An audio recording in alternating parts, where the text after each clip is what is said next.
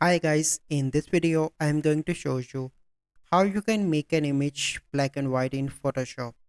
So the first step you simply need to do is to open Photoshop and select any image that you want. So I selected this image from Pexels.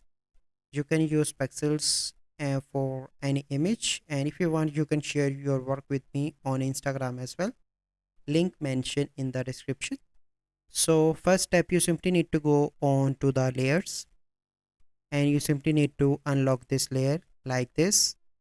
After that you need to click on adjustments and here you need to click on black and white, and now you can see that my image is in black and white. You can adjust image from here like this. So make it light. Okay,